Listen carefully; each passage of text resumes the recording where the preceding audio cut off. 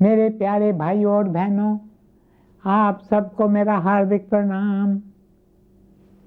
गुरुदेव साधु वासवानी जी अपने उपदेशों में बार बार कहते थे, जागो जागो। The one word which was so very dear to the heart of the beloved master was awake, awake, जागो जागो। मैं समझता हूँ हम में से एक एक व्यक्ति को इस संदेश की ज़रूरत है, क्योंकि हम सब सुप्त हैं, हम सजग नहीं हैं, हम अभी तक गहन निद्रा में हैं। और गुरुदेव अपनी मधुर वाणी से बार बार हमें पुकारते हैं, उठ जाग प्यारे, गफलत छोड़, गफलत छोड़। मेरे प्यारे भाइयों और बहनों, जो सजग होता है, जिसके दिल में जागृति उठती है, उसे इस बात का ज्ञान होता है कि ये सारा संसार एक माया जाल है।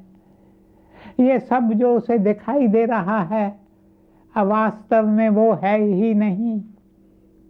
उसे भान होता है कि इस संसार में एक एक इंसान मुसाफिर है, एक यात्री है। इस संसार में किसी को भी रहना नहीं है, रहना नहीं, रहना नहीं। ये दो शब्द एक एक पत्ते, एक एक बूटे, एक एक बूटी, मिट्टी के एक एक कण पर अंकित हैं। रहना नहीं, रहना नहीं।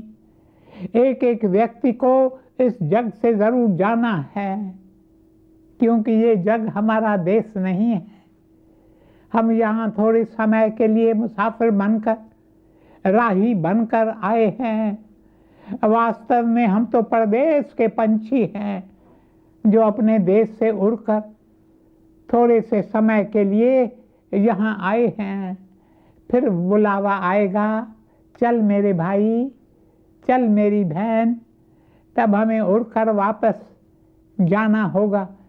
हम सब तो पंछी हैं। बोल पंखी परदेसियरा, तू कह रे देसों आमनिया।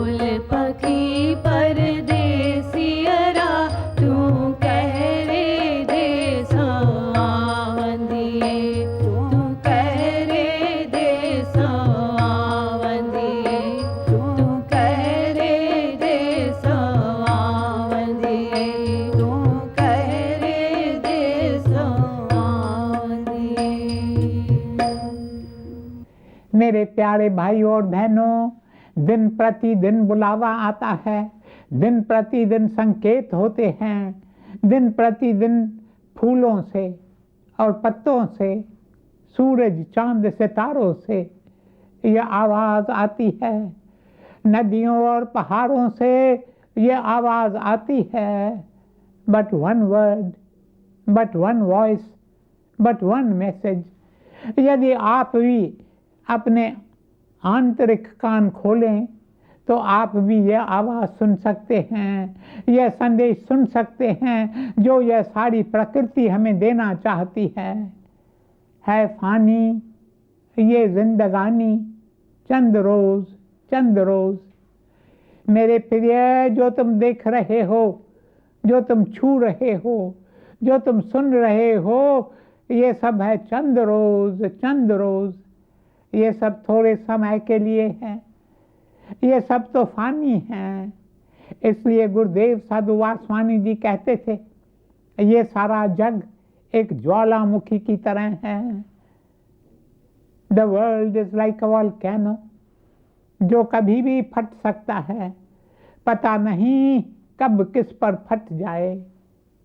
आप अक्सर सुनते हैं अमुक व्यक्ति परलोक से धार गया, ज्वालामुखी एक दिन मुझ पर भी फटेगा। ऐसे फानी संसार में हम सांस ले रहे हैं। This world is a world of uncertainty. यहाँ कब क्या हो जाए कोई नहीं कह सकता। मेरा एक मित्र दिल्ली से आया था, 3 दिन पहले उसके बेटे का विवाह हुआ। विवाह बहुत ही सीधे साधे ढंग से किया गया। ये हमारे लिए एक अच्छा उदाहरण है। हम विवाह पर कितना फिजूल खर्चा करते हैं, कितना शोर शराबा करते हैं। इनके यहाँ बड़ी शांति से विवाह हुआ। उसके बाद वर वधू यहाँ साधु वासवानी मिशन के गीता भवन में आए, जहाँ हवन किया गया। उसके बाद गरीबों और दरिद्रों की सेवा की गई। उस समय कौन जानता था कि अगले दिन ही मौत के फरिश्ते, the white angels of death, मेरे मित्र को आकर ले जाएंगे। जहाँ पुत्र के विवाह के अवसर पर हवन किया गया, कल उसी स्थान पर फिर से हवन किया गया जहाँ उसकी अस्थियां लाई गईं। मेरे प्यारे भाइयों और बहनों, जो मेरे मित्र के साथ हुआ वो मेरे साथ हो सकता है। जो मेरे मित्र के साथ हुआ वो आप में से एक एक के साथ हो सकता है फानी ये जिंदगानी, चंद रोज चंद रोज। आज हम यहाँ हैं पर कल कहाँ होंगे कोई कुछ नहीं कह सकता। फिर सवाल यह उठता है, इस नश्वर संसार में हम क्यों आए हैं? क्या हम यहाँ बंगलामारी बनवाने के लिए आए हैं? कितने शौक से हम बंगले बनवाते हैं, पर हम यह नहीं जानते कि बंगला बनकर तैयार हो उससे पहले शायद हमें बुलावा आ जाए। एक सत्संगी भाई ने सत्संग हॉल के सामने एक घर बनवाया। उस घर में उसने दीवार के स्थान पर शीशे की पार्टीशंस लगवाएं, ताकि वह जब अपने घर में सत्संग करवाए तो वे सारी पार्टीशंस खोलकर पूरे घर को एक विशाल हॉल में बदल सके। बड़े शौक से उसने ये घर बनाया। जब घर बनकर तैयार हो गया, गृह प्रवेश के दिन से ठीक 7 दिन पहले वह चल बसा। हम इस नश्वर संसार में क्यों आए हैं? न बंगले बनवाने, न धन संपत्ति इकट्ठे करने के लिए। जिस पैसे के पीछे लोग दीवानों की तरह भागते हैं, क्या तुम इसलिए यहाँ आए हो? लाखों लोगों ने लाखों रुपए कमाए और वे लाखों रुपए यहीं छोड़ गए, तो फिर तुम यहाँ किस लिए आए हो? क्या तुम मान सम्मान पाने के लिए यहाँ आए हो? क्या तुम सत्ता हासिल करने यहाँ आए हो?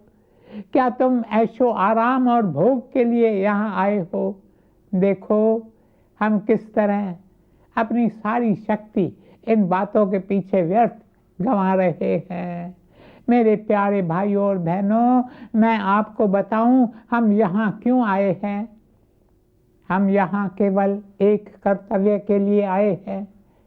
हम यहाँ आए हैं बिछड़े हुए महबूब से मिलने, प्रभु को पाने के लिए हमें ये मानव जन्म मिला है। और ये कर्तव्य हम केवल इस मनुष्य देह द्वारा ही कर सकते हैं। ये मनुष्य देह जिसे संतों ने कहा है दुर्लभ देह, हम में से एक एक को ये सुनहरा मौका मिला है। फिर ऐसे संसार में रहकर हम अपने जीवन को कैसे सार्थक करें। ऐसे संसार में रहकर हमें क्या करना चाहिए? Living in this world of uncertainty, उसके लिए सबसे पहली जरूरी बात है कबूल करो। गुरुदेव साधु वासवानी जी कहते थे जीवन में सब कुछ स्वीकार करना सीखो, क्योंकि इस संसार में जो कुछ होता है वो थोड़े समय के लिए होता है। एवरीथिंग पासेस अवे, कोई भी बात ठहरती नहीं, गुजर जाती है। अब मान लो कोई बीमारी आई, हम परेशान हो जाते हैं। परेशान होने की जरूरत नहीं है, तुम इसे स्वीकार करो। एक दिन यह बीमारी चली जाएगी। यह बीमारी तुम्हें कुछ सिखाने आई है। मेरे प्यारे भाइयों और बहनों, याद रखो जीवन का एक एक अनुभव हमारे जीवन को निखारने के लिए आता है, हमें साफ करने आता है, हमें ईश्वर के चरण कमलों के निकट ले जाने के लिए आता है। इसलिए हमें हर अनुभव को स्वीकार करना चाहिए। So accept every experience that comes to you and rejoice. एक एक अनुभव जिससे हम गुजरते हैं, चाहे वो दुख का हो या सुख का, सेहत का हो या बीमारी का, मान का हो या फिर अपमान का, सर्दी का हो या गर्मी का, हर अनुभव में हमें कुछ सिखाने ही आता है। क्योंकि हर अनुभव ईश्वर के पावन हाथों से ही आता है। और ईश्वर कौन है? ईश्वर तो हम में से एक एक व्यक्ति से बहुत प्रेम करते हैं। वे हमें कोई कष्ट नहीं देना चाहते। बेशक अज्ञानता में आकर हमें लगता है हम बहुत बड़े कष्ट से गुजर रहे हैं। नहीं नहीं मेरे प्रियजनों, ये अनुभव तो स्वयं ईश्वर ने तुम्हें भेजा है तुम्हारे भले के लिए। इसलिए हर हाल में पुकारते रहें, कबूल कबूल। हे भगवान, तुमने जो किया है अच्छा है, जो तुम कर रहे हो वो अच्छा है, जो तुम करोगे वो भी अच्छा ही होगा। सब कुछ मेरे भले के लिए ही हो रहा है। Let me accept every happening in that spirit, and one day I too shall see that it is so.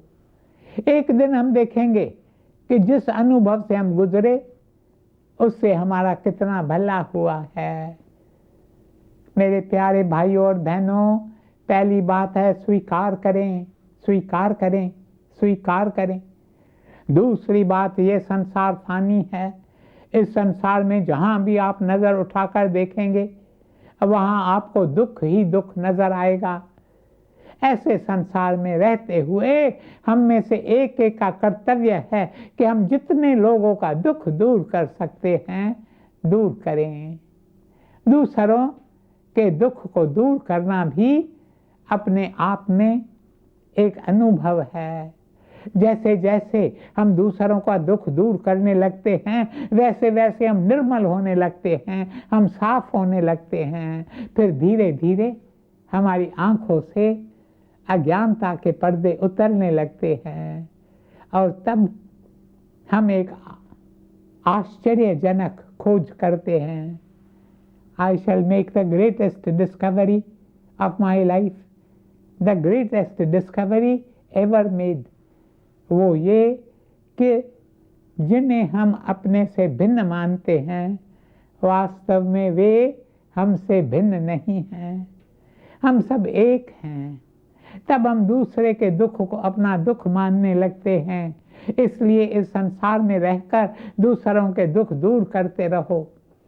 दुखियों दरिद्रों के दोस्त बनो, दीनहीनों की सहायता करो, गरीबों की सेवा करो।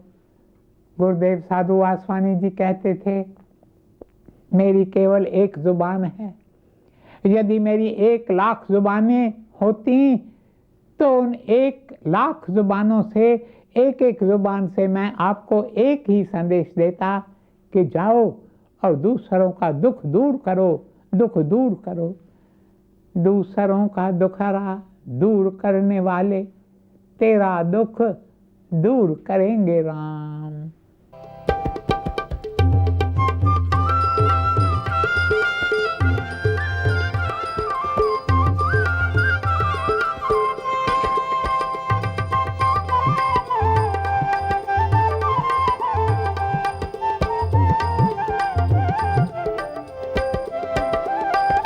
क्या तूने पाया, क्या तूने खोया, क्या तेरा लाभ है, क्या है हानि।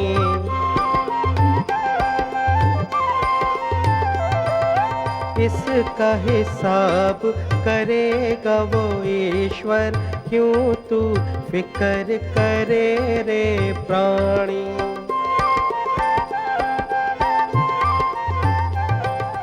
तू बस अपना काम किए जा, तू बस अपना काम किए जा, तेरे भंडार भरेंगे राम। दूसरों का दुखड़ा दूर करने वाले तेरे दुख दूर करेंगे राम। किए जा तू जग में भलाई के काम, तेरे दुख दूर करेंगे राम। दूसरों का दुखड़ा दूर करने वाले तेरे दुख दूर करेंगे राम, तेरे दुख दूर करेंगे राम, तेरे दुख दूर करेंगे राम। मेरे प्यारे भाई और बहनों, आप नहीं जानते इस संसार में लोग कितने दुखी हैं। आपको मैं कैसे बताऊं। एक व्यक्ति जो सप्ताह में 3 दिन मुंबई जाता, फिर वहां से कुछ चीजें खरीद कर यहाँ व्यापारियों को पूना में पहुंचाता, जिससे उसे थोड़ी कमीशन मिल जाती थी। उससे वह अपने घर का खर्चा चलाता था। अचानक वह बीमार पड़ गया। पूरे 2 महीने वह बीमार रहा। उसके पास घर चलाने के लिए पैसे नहीं थे। उसका 1-1.5 महीने का बच्चा था। सर्दी के मौसम में बेचारा नन्हा सा बच्चा सोया हुआ था, जिसके ऊपर केवल एक नैपकिन रखा था, केवल एक नैपकिन। उस व्यक्ति के पास बच्चे को ढकने के लिए कोई ऊनी कपड़ा नहीं था, ना ही उसके पास कपड़े खरीदने के पैसे थे। ये तो मैं केवल एक उदाहरण दे रहा हूं। इस संसार में ऐसे कई लोग होंगे। मेरे प्यारे भाई और बहनों, ऐसे जग में रहकर दुखियों दरिद्रों की सेवा करो, सेवा करो, सेवा करो। हर महीने जब आपको वेतन मिले तो अपने वेतन का एक हिस्सा अलग निकाल कर रख लें। कहें, ये हिस्सा हमने भगवान के लिए, दुखियों दरिद्रों के लिए निकाल कर रखा है। पहली बात, सब कुछ स्वीकार करो। दूसरी बात, दुखियों दरिद्रों की सेवा करो। तीसरी बात, the most important of all, सबसे महत्वपूर्ण बात है, नाम को न भूलो, नाम को न भूलो। जो नाम को नहीं भुलाता, नाम उसे नहीं भुलाता। पर जो नाम को भुलाता है वह अपना जीवन व्यर्थ गंवा देता है, वह अपने श्वास निष्फल करता है। नाम को मत भूलो, नाम को अपने हृदय में पिरो लो। नानक दीजै नाम दान, राखै हिय परोय। इन शब्दों का अर्थ क्या है? राखो हिय परोय, अपने हृदय में नाम को पिरो लो। गुरु नानक देव जी की इस शिक्षा को सदा याद रखो। नानक दीजै नाम दान, राखो हिय परो। संत नसीब बार बार अपने शिष्यों से कहते थे कि नाम को इस तरह पकड़ो जैसे बेल वृक्ष को पकड़ कर रखती है। आपने देखा है ना कि किस तरह बेल वृक्ष से लिपटी रहती है, उसी प्रकार आप भी नाम से लिपटे रहो। एक पल के लिए भी प्रभु के नाम से दूर मत रहो। ऐसा करने से आपको पता चलेगा कि नाम आपकी रक्षा कर रहा है। प्रभु का नाम न केवल इस लोक में आपकी रक्षा करेगा बल्कि परलोक में भी आपकी रक्षा करेगा। जहां आपके साथ न माता होगी, न पिता, न भाई, न बंधु, न मीत, न आपका धन, न सोना, वहां नाम ही आपकी रक्षा करेगा। पता नहीं जीवन का कितना समय शेष बचा है, इसलिए दिन प्रतिदिन नाम का खजाना इकट्ठा करते रहें। अपने चित्त में नाम का ध्यान करो। जब चित्त में नाम रम जाएगा तो आप देखेंगे कि आपके सारे काम काज अपने आप हो रहे हैं। जीवन का सच्चा खजाना है नाम। इस नाम को जीवन का आधार बनाओ और भवसागर पार हो जाओ। ओम शांति शांति शांति।